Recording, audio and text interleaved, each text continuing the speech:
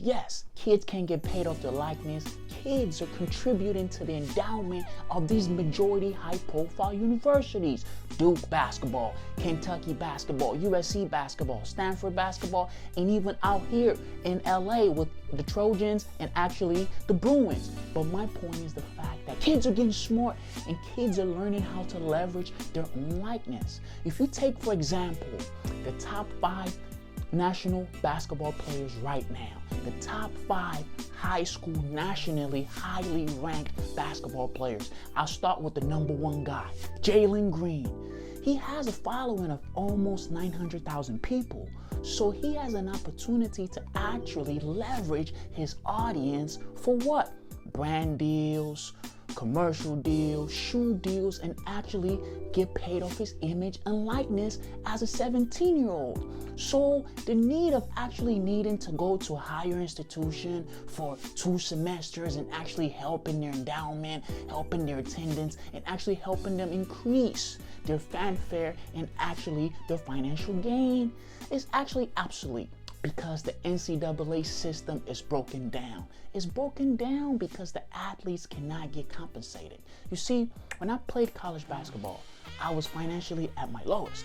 I didn't have money to eat majority of the time, and it actually affected my fitness, and that actually affected my performance. And this was the reason why I felt I wasn't able to play at the level I could possibly play at in college. But that did not stop me from actually carrying on my journey and actually playing where semi-pro and actually finding a way for me to use the skills and the ability that I've developed in order for me to provide a living for myself, for the people I love, and for my family. But the key point is the fact that the NCAA system was broken back then, and it's getting fixed now. And the only reason it's getting fixed now is because of the rise of social media. An average high school athlete who actually has a following can actually monetize his audience. So this is the reason why the NBA actually developing a team that actually plays in its development league called the G League is actually a great option, because 18-year-olds coming into the NBA need a buffer. And that buffer is usually being where? In the NCAA. And this is the reason why the NCAA gets to get the best high school athlete. Zion Williamson, RJ Barrett, Tyus Young, and everybody else who was on the Duke team that was actually very prominent. But those guys probably didn't need to go to Duke. Yes, they don't need to do all those things, but they actually did that because of what? They did that because of Coach K, and they did that because of the fact that they wanted to actually learn from a great coach. So it wasn't actually the fact that they needed the institution. It was the fact that the institution actually needed their services. So this is what kids are learning. Joshua Christopher just committed to Arizona State, and he's actually getting the opportunity to compete with pros every day in Los Angeles. I see him in workouts with Nick Young, with Lou Williams, with Caldwell Pope, because he's playing against pros at 17. So if he goes to Arizona State for two semesters and then he puts his name in the draft in April, he would already have built up the confidence and the cachet enough for him to know that I can play in the league, man. I can be good. I can go against LeBron. I can go against Booker. I can go against Giannis, and I can go against Harden, Steph, and Cole. But the key point is the fact that the buffer the NBA is giving the high school kids is something that is really great, something that is dynamic, because of the fact that the new team is comprised is solely on high school players. Yes, you're playing against your peers, and it's like a prep school program. So it's finally letting the NCAA know that its system is broken and it needs to change it, because the fact is kids want to get to the NBA the quickest. So why do I need to go to Duke and Kentucky and have you guys not pay me for my services if I'm the reason why people are in the stands, if I'm the reason why the boosters are putting money in the bank, if I'm the reason why everybody's excited on campus? Why am I still lining up for lunch? Why am I still broke? Why is my mom not looking good? And why are the financial situations and the hardships that bothered me coming onto campus still lingering? Meanwhile, I'm being monetized and I'm being taken advantage of for millions of dollars. This is the reason why I need to become a pro as soon as possible. So the high school team is solely comprised of what? The top rated players in the country would get great veteran mentorship from the NBA. So you're actually in the sauce, and you're actually talking to the vets about what they do for nutrition, what they do for fitness, what they do for conditioning, what they do for their mentals, what they do for their spiritual being, in order for them to execute and be able to play at such a high level. This is the reason why the NCAA system is actually broken. You don't get to learn about being in the NBA playing in college, because a lot of collegiate athletes do not end up playing professional basketball. Only about the top 1% end up going on to play professional basketball. But if you get the opportunity to actually get your butt into the G League, you actually give yourself an opportunity to be in the ring of fire. Because life is all about development, and life is all about access to the development in your adolescence. And this is where the separation occurs. Access to a development that's actually what?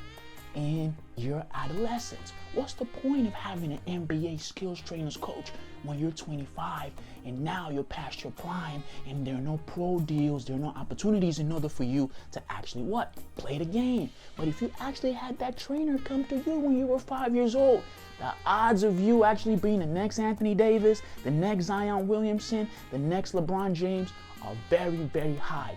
Should you actually stay focused, stay humble, and actually consistently work on your game. And the other aspect in which the NBA G League team for the high schoolers is actually a great option is the fact that the league has full control over the development. The league controls how much time they get to actually spend working on their craft, learning through the sets and the terminology.